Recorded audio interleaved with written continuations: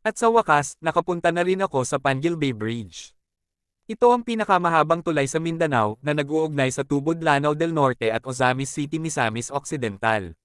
Mahigit 10 oras ang biyahe ko mula Maramag hanggang dito, pero sulit ang pagod dahil sa ganda ng tanawin. Napakahaba ng tulay na ito, kaya talagang nakamamangha.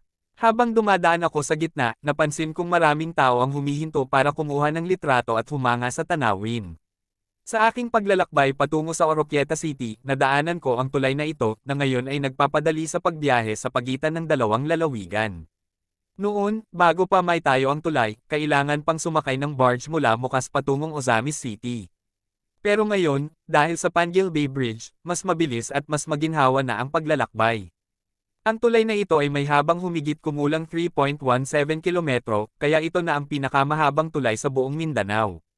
Isa itong malaking proyekto na naglalayong palakasin ang koneksyon at pag-unlad sa rehiyon. Maraming salamat at ingat sa ating lahat sa ating paglalakbay.